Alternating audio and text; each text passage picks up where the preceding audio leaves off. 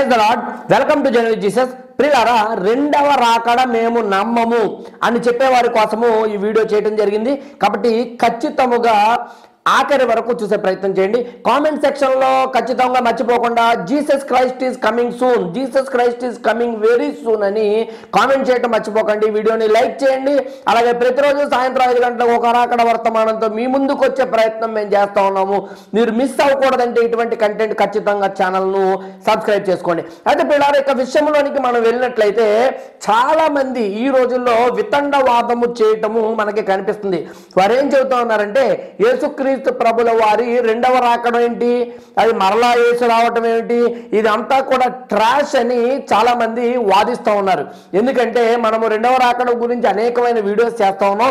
కొంతమంది విచిత్రమైన కామెంట్స్ కింద పెడతా ఉన్నారు. ఏమనంటే కొంతమంది ఏమో ఆల్రెడీ యేసు రెండోసారి వచ్చేసాడు అంటారు, కొంతమంది రావటాల్సిన అవసరమే లేదంటారు, కొంతమంది యేసు ఎప్పటికీ రాడు, మీరు సరిగ్గా దేవుడి లేఖనాలను అర్థం చేసుకుంటలేదని కామెంట్స్ చేస్తూ ఉన్నారు. అయితే ఎవరు ఈ రకమైన కామెంట్స్ చేస్తూ ఉన్నారు, ఇటువంటి అభిప్రాయం ఎవరు కలిగి ఉన్నారంటే క్రైస్తవులలోనే చాలా మంది ఇటువంటి అభిప్రాయాన్ని కలిగి ఉన్నారు. కాబట్టి ప్రియులారా, రెండవ రాకడ రాదు, ఉండదు అని చాలా మంది నొక్కి వక్కానిస్తూ ఉన్నారు. కానీ అది నిజము కాదు. బైబిల్ చెప్పింది ఖచ్చితముగా యేసుక్రీస్తు ప్రభుల వారు తిరిగి ఈ భూమి మీదకు వస్తాడని, అప్పుడు ఇక తర్వాత ఈ భూమి ఆకాశము ఇవేమీ కూడా ఉండవు అని బైబిల్ క్రిస్టల్ క్లియర్ గా చెప్పింది. అంత మాత్రమే కాక ర్యాప్చర్ గురించి, రెండవ రాకడ గురించి అయితేనేమిటి, యుగాంతము గురించి అయితేనేమిటి, బైబిల్ ఉన్న విషయాలన్నిటికంటే కూడా అత్యధికమైన ప్రాముఖ్యతను ఇవ్వటం జరిగింది. ఎందుకంటే కొత్త నిబంధన గ్రంథంలో 27 పుస్తకాలు ఉంటే అందులో 23 పుస్తకాలలో యేసుక్రీస్తు ప్రభుల వారి రెండవ రాకడ గురించి, యుగాంతము గురించి ప్రస్తావించబడింది. ఈ మాటను గుర్తుపెట్టుకోండి. అలాగే కొత్త నిబంధన గ్రంథంలో 260 అధ్యాయాలు ఉంటే 220 అధ్యాయాల వరకు సుమారు ప్రాబబ్లీ 210 కంటే ఎక్కువ అధ్యాయాలలో యుగాంతము గురించి, ఎండ్ టైమ్స్ గురించి, ర్యాప్చర్ గురించి, యేసుక్రీస్తు ప్రభుల వారు తిరిగి రావటము గురించి, ఆ యొక్క సూచనల గురించి, ర్యాప్చర్ సైన్స్ గురించి మెన్షన్ చేయబడింది అన్న విషయాన్ని గుర్తుపెట్టుకోండి. అలాగే మొత్తము బైబిల్ గ్రంథంలో 31,102 వచనాలు ఉన్నాయి. మరలా చెబుతున్నాడు, బైబిల్ మొత్తం మీద 31,102 వచనాలు ఉన్నాయి. అందులో సుమారుగా 660 వచనాల కంటే ఎక్కువ ఈ యొక్క ర్యాప్చర్ గురించి, ఎండ్ టైమ్స్ గురించి, యేసుక్రీస్తు ప్రభుల వారి రెండవ రాకడ, యుగాంతము, దాని సూచనల గురించి ప్రస్తావించినాయి అని మీరు మర్చిపోకూడదు. చూడండి, 31,102 వచనాలలో 660 కంటే కూడా ఎక్కువ వచనాలు ఈ యొక్క యుగాంతము గురించి, వాటి సూచనల గురించి ప్రస్తావించినాయి. అంటే దాని అర్థము బైబిల్లో ఉన్న ప్రతి 47 వచనాలలో ఒక వచనము రాకడ గురించి చెప్పింది. ప్రతి 47 వచనాలలో ఒక వచనము యుగాంతము గురించి ప్రస్తావించింది. బైబిల్ యుగాంతానికి, యేసుక్రీస్తు ప్రభుల వారి రెండవ రాకడకి ఇచ్చిన ప్రాముఖ్యత అంత గొప్పది. ఈ విషయాన్ని గమనించండి. అలాగే యేసుక్రీస్తు ప్రభుల వారు ఈ లోకంలో జీవించినప్పుడు ఆయన చెప్పారు, మరలా నేను తిరిగి రాబోతా ఉన్నానని.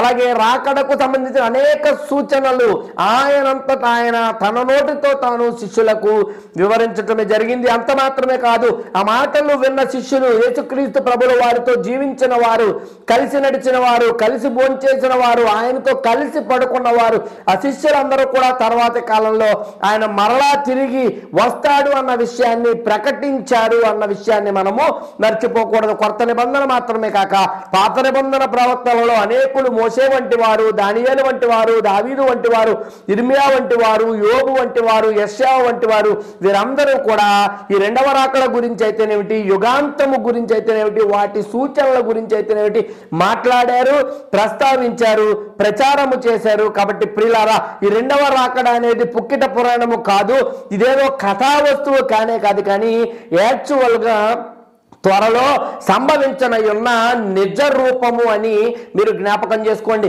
అంతేకాక వితండవాదాలతో మీరు దీనిని తక్కువ చేసే ప్రయత్నం చేయకండి.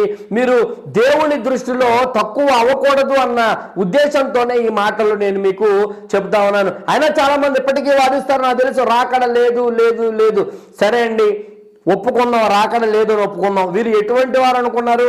మనం ఎన్ని చెప్పినా కూడా నమ్మరు, ఎన్ని రుజువులు చెప్పినా కూడా అంగీకరించరు. ఎందుకంటే వారిలో నిజమైన దేవుడి ఆత్మ లేదు కాబట్టే వారు నమ్మరు. అయితే ఒకానొక రోజు చాలా మంది మూర్ఖులు కూడా బైబిల్లో మార్చబడ్డారు. ఒకానొక రోజు దేవుడి రెవల్యూషన్ వారికి ఇవ్వబడింది. మరి ఇటువంటి వారికి అటువంటి రెవల్యూషన్ని దేవుడు ఇవ్వాలని నేనైతే ఆశపడతా ఉన్నాను. ప్రియులారా, బైబిల్ గ్రంథంలో మనం చూసినట్లయితే తోమా భక్తుడు కూడా యేసుక్రీస్తు ప్రభువు వారు 3వ రోజున తిరిగి లేచాడు, మా మధ్యకు వచ్చారు ఆయన అని చెబితే నేను నమ్మనని చెప్పాడు. ఆయన ఏం చెప్పాడండి? నేను నమ్మను అని చెప్పారు. కానీ సంతోషం, తర్వాత కాలంలో యేసుక్రీస్తు ప్రభువు వారు తాను కనబరుచుకున్నారు ఆయనకి, ఆయన నమ్మటం జరిగింది. కానీ ప్రియులారా, ఎవరైతే రెండవ రాకడ నమ్మను అని చెప్తున్నారో సరే, కొంత సేపు నిజంగానే రెండవ రాకడ లేదనుకుందాం, అది ఉంది సరే, మీరు చెప్తున్నట్టుగా లేదనుకుందాం, మీరు నమ్మట్లేదు కదా, సరే రాకడను నమ్మరు ప్రియులారా, పోకడను నమ్ముతావా? అంటే రెండవ రాకడ వస్తుందో లేదో నువ్వు నమ్మవు కదా, పోకడను నమ్ముతావా? రాకడ లేదు, పోకడ ఉంది కదా, ఏదో రోజు నువ్వు చనిపోతావు కదా, ఏదో రోజు ఈ భూమిని విడిచిపెట్టి వెళ్ళిపోతావు కదా, ఎక్కడికి వెళ్తావు? ఆ విషయాన్ని ఆలోచించు. ఓకే, రాకడ రావచ్చు, రాకపోవచ్చు, ఇంకొంచెం సమయం ఉండొచ్చు. ఈ లోపల అయితే కలకాలము మనం జీవించం కదా. నీ చుట్టుపక్కల ఉన్నవారు, నీ బంధువులు అయితేనేంటి, స్నేహితులు అయితేనేంటి, చుట్టాలు అయితేనేమిటి, అన్నదమ్ములు అయితేనేమిటి, అలాగే తల్లిదండ్రులు అయితేనేమిటి, చాలా మంది నీతో కలిసి జీవించిన వారు ఈ రోజు నీ కళ్ళ ముందు లేరు కదా. మరి వారు ఎక్కడికి వెళ్ళారు? ఎప్పుడైనా ఆలోచించావా? వారు ఏమైపోయారు? ఎప్పుడైనా జ్ఞాపికకు తెచ్చుకునే ప్రయత్నం చేసావా? ఇప్పుడు రాకడ ఉందే లేదు అనేది సెకండరీ. ఖచ్చితంగా మన పోకడైతే ఉంది కదా. ఆ రాకడ వచ్చేలోపే ఈ భూమి మీద నుండి మనము వెళ్ళిపోయే అవకాశం ఉంది కదా. మరి దానిని ఎందుకు అర్థం చేసుకోరు ఈ భక్తులు అన్న విషయాన్ని నేను ముందు ప్రస్తావించే ప్రయత్నం చేస్తా ఉన్నాను. కాబట్టి యేసుక్రీస్తు ప్రభువు వారు చెప్పారు, దేవుడు చెప్పాడు, మట్టి నుంచి వచ్చావు కాబట్టి తిరిగి మట్టి అయిపోతావు. మానవుడికి అంతముంది, ఏదో ఒక రోజు ఈ ఊపిరి ఇక ఉండదు, మట్టిలోకి కలిసిపోతుందని బైబిల్ గ్రంథం తెలియజేస్తుంది. పోనీ రాకడ ఆలస్యం అవ్వచ్చు, పోనీ నువ్వు చెప్పినట్టే లేదనుకున్నాం కాసేపు, నువ్వైతే కలకాలం జీవించవు కదా ప్రియుడా, నువ్వైతే ఎప్పటికీ కూడా ఈ భూమి మీద ఉండవు కదా. 60 ఏళ్ళు ఇప్పుడు కాలమాన పరిస్థితులు ప్రకారం 70, 80, గట్టిగా బతికితే 90, ఆ అవకాశం కూడా మన తరం వారికి ఎవరికి బహుశా ఉండకపోవచ్చు. దేవుడిస్తే ధన్యోస్మి, నేను కాదంటలేదు. కాబట్టి అప్పటి వరకు నువ్వు ఉండవు కదా. ఈ విషయాన్ని గమనించాల్సిన అవసరం ఉంది. వితండవాదాలతో కాలాన్ని వెలబుచ్చే ప్రయత్నం చేయక, రాకడొచ్చినా రాకపోయినా ఈ లోపల మనం వెళ్ళిపోతావు కదయ్యా, మనం ఈ భూమి మీద ఉండవు కదయ్యా. ఈ సత్యాన్ని గ్రహించి ఒక మాట చదువుతా ఉన్నాడు బైబిల్లో, 2వ సమూయేలు గ్రంథము 14:14, 2వ సమూయేలు 14:14. మనమందరము చనిపోదుము కదా, నేలను ఒలికిన మీదట మరల ఎత్తలేని నీటి వలె ఉన్నాము. ఏమని చెప్తా ఉన్నాడండి భక్తుడు? మనమందరము కూడా చనిపోతాము. ఎలా ఉన్నామంట? నేలను పోసిన నీరు మరల ఎవడన్నా ఎత్తగలుగుతాడా? ఎవడు కూడా ఎత్తలేడు. అటువంటి దశలో మనం ఉన్నాము కాబట్టి ఏదో రోజు చనిపోతాము. బ్రతికి ఉన్నవారు ఎవరు కూడా కలకాలము బ్రతికి ఉండము.